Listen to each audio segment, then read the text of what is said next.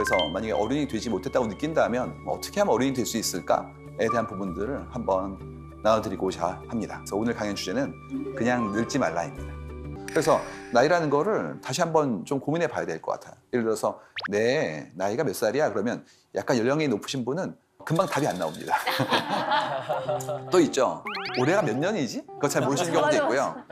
그다음에 제일 헷갈리시는 건 뭐냐면 달, 일은 거의 잊으시고 그다음에 요일만 기억하시더라고요. 그래서 내일이 뭐 토요일이야 뭐 이렇게.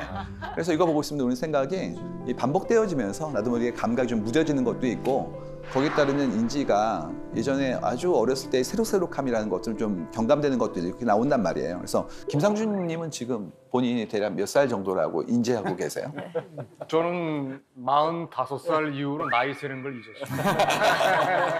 아니 그래서 사람들이 나이를 사실 물어보면은 저는 몇 살이에요 물어보면 아침 몇 살이에요라고. 준비할 시간도 안 주시고 배워야 돼. 진짜. 저런 걸 배워야 돼. 더 어려워. 여기에 나오고 계신 패널분들뿐만 아니라 여러분 모두 다 예전보다는 훨씬 더 젊은 나이를 가지고 계세요. 저희 아버지 세대와 같이 계산할 수는 없다는 얘기죠. 그래서 현대 나이 계산법이라는 걸 들어보신 적 있을 거예요. 한때 뉴스에서 유행했던 거였는데 뭐였냐면 나의 나이 곱하기 0.8을 하세요. 이런 내용이었습니다. 그러니까 이게 한때는 엄청나게 뭐 사람들한테 회자되면서 주로 연령대 높으신 분들이 술자리에서 계속 이 얘기를 하셨던 그런 경험을 가지고 있습니다. 제가 원래는 몇 살이지만 지금 나이 계산법을 한다면 이렇다니까 라고 말씀을 해주시는 거예요. 그랬을 때 김상준 씨는 아까 이 나이 계산법으로 따진다면 말씀하셨던 거가 비슷하지 않습니까?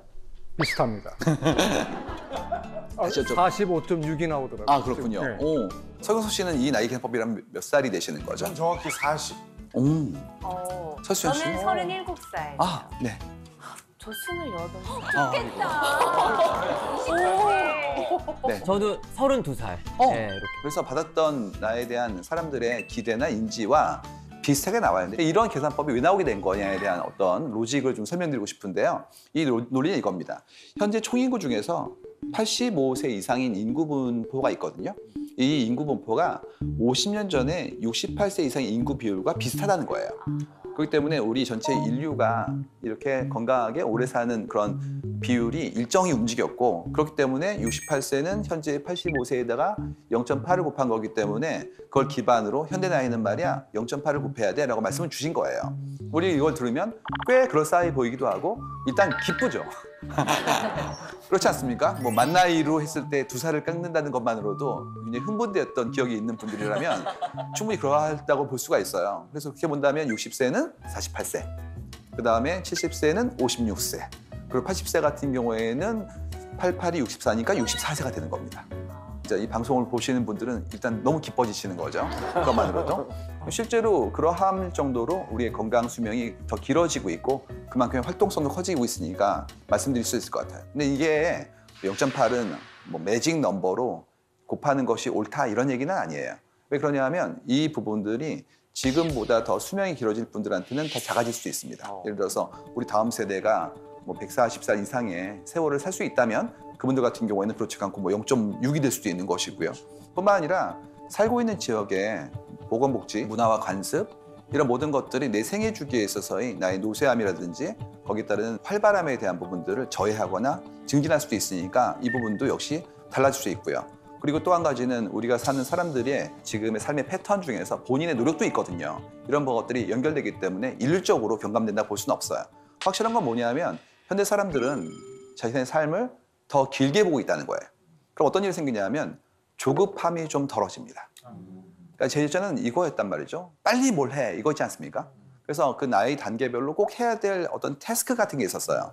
그러다 보니까 그만큼의 시기를 놓치면 그야말로 극복할 수 없을 만큼의 격차를 내 안에 남기는 것 같고 그 조급함이라는 것이 계속해서 내 삶을 이렇게 몰아가는 어떤 압박이 있었는데 이젠 그렇지가 않고 좀 쉬었다가 천천히 해도 돼 이런 부분들의 여유를 이제 우리한테 준 것이 아닌가라고 선물로 볼 수 있다는 얘기죠.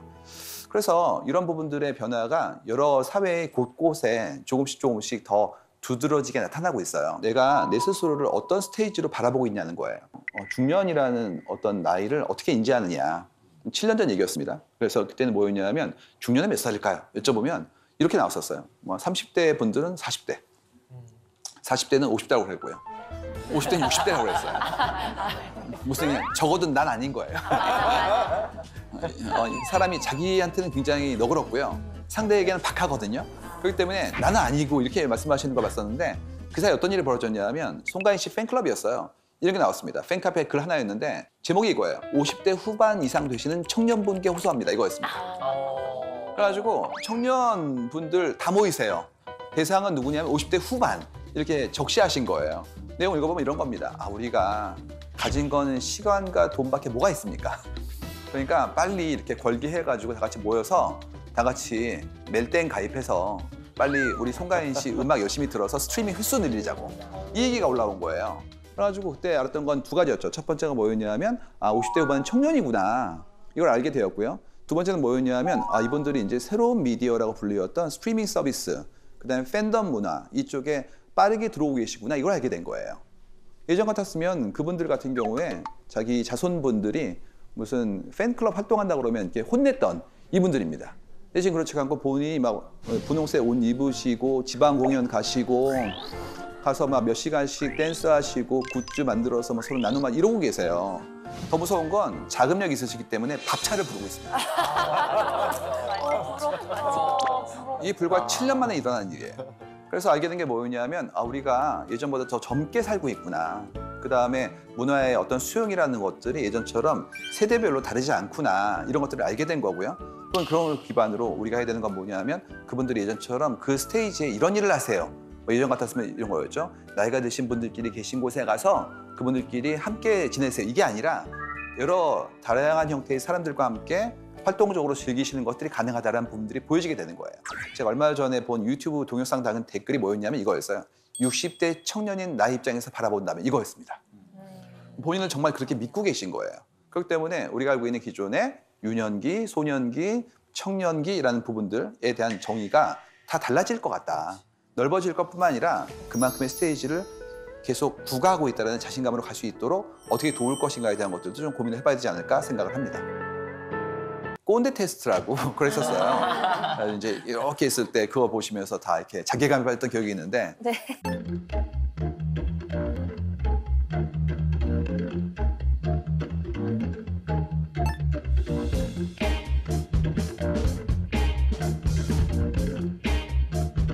네, 상주님도 다른 패널 분들도 너무 놀랬죠. 내가 꼰대란 말이야? 근데 그 사이에 이제 그 말이 어떻게 바뀌었냐면 라떼라는 말로 바뀌었죠. 맞아. 그래서 똑같이 지금 사회에 잘 적응하지 못하는 분들, 그다음에 다른 사람들이 좀 어려워하는 분들, 이분들과의 어떤 시간적 문화적 격차에 대한 것들을 우리가 조금은 흉보기도 하고 때에 따라서는 각성시키는 작업들로서 함께 가기 위한 노력들을 했던 것 같아요. 최근에 어떤 내용이 많이 올라오고 있냐면 뭔가 나는 새로 시작했어요. 이런 것들이 엄청 올라옵니다. 그래서 뭐 골프를 배우는 분도 계시고 그다음에 테니스를 배우는 분도 계시고 그림을 그리기도 하고 또 나이가 드신 분 중에서 뭐 드론 자격증부터 코딩에 새로운 것들을 엄청 시도하는 분들이 나왔어요. 그래서 예전 같았으면 학원 가야지라는 것이 굉장히 어린 학령기에 젊은 잘하는 분들이었다면 지금은 거의 모든 사람들이 이제 그렇게 새로운 걸 배우는 것들이 굉장히 일반적인 형태의 내 패턴이 되고 있거든요. 그래서 김 대리님 야근 좀 해주세요. 그랬더니 안 돼요. 이유가 학원 가야 돼요. 지금 많은 분들이 자기개발. 업무 끝난 다음에 본인이 배우고 싶은 취향이나 취미나 업무 능력 같은 부분들을 가지고 7시에 시작한 학원을 다니기 때문에 야근을 못 하겠다는 거예요. 예전 같았으면 야근이 싫은 이유가 사생활에 대한 존중 이것이 있었다면 그건 당연한 것이고 그거 말고 자기 개발에 대한 부분도 올라왔다는 얘기입니다. 그래서 새롭게 뭔가를 배운단 말이에요. 저 요즘 공부하고 있어요. 뭐 와인을요. 아니, 저는 요즘 공부하고 있는 게 뭐 공예를 공부하고 있어요. 이런 식으로 내가 스스로 원하는 것들에 대한 시작이 막 나와지고 있단 말이죠. 다시 시작하는 거에 대한 용기와 시도에 대한 것들이 좀 더 많이 나오는 것들이 보인다는 얘기고 그러다 보니까 이제는 뭐가 나오고 있냐면 내가 이렇게 새로 시작하는 일들이 이전에 들었던 어른다움에 대한 것과 같은 거냐 다른 거냐에 대한 부분들의 새로운 정의 같은 것들이 이제 우리에게 굉장히 큰 숙제로 나오고 있는 것 같아요. 그래서 나이만 어른이 아니라 나 진짜 어른 맞아? 이런 자문에 대한 것들이 나오고 그다음에 또 그 나이엔 이거 해야지 라는 얘기 있지 않습니까? 그 유명한 얘기 있잖아요. 명절에 모이면 하는 공격들. 그러니까 중고생이면 공부 열심히 해야지 뭐 이거 나오고 고등학생 올라가면 대학은 어디 갈 거니? 대학에 들어가면 이제 취직 준비는 됐니? 취직했다고 그러면 그 다음에 결혼은 안 하니? 결혼했다고 그러면 애기. 이제 애있냐고 그러고 애 때냐고 그러면 둘째 안 낳냐고 맞아. 둘째 난 다음에 또 얘기하는 거 있죠. 걔는 공부 잘하니 뭐 이런 거. 계속 돌고 있는 거. 영원히 도돌이표. 맞아. 그러니까 난 너에 대한 관심이 없었어라는 얘기랑 똑같아요. 알고 있다면 그걸 물어보지 않았을 테니까. 더 한 가지는 뭐냐면 그만큼이 가지고 있는 무게라는 게 이 나이 땐 이걸 해야 돼에 대한 어떤 고정관념 같은 부분들이 있단 말이죠. 그게 아니라 이 나이 때 뭐든지 할 수 있어에 대한 강박을 없앤 나의 그야말로 오픈 마인드? 이게 가능한 거냐에 대한 것들. 또 한 가지는 그랬을 때 내가 뭔가 새로 시도하는 것들이 사회적으로도 개인적으로도 충분히 용기를 얻고 그만큼의 독려할 수 있을 만큼의 분위기가 되는지에 대한 부분들 만들어놔야 될 것 같고요. 더 나아가서 궁극적으로 내 삶을 내가 설계할 수 있느냐. 남의 스케줄에 의해서가 아니라 이때 뭘 해야 돼 그게 아니라 내가 원할 때 나의 인생의 스케줄 만들 수 있는지에 대한 부분들 자기만의 패스를 만들고 싶어하는 사람들의 주도성에 대한 것들이 이제 올라가는 것들이 보인다는 얘기입니다.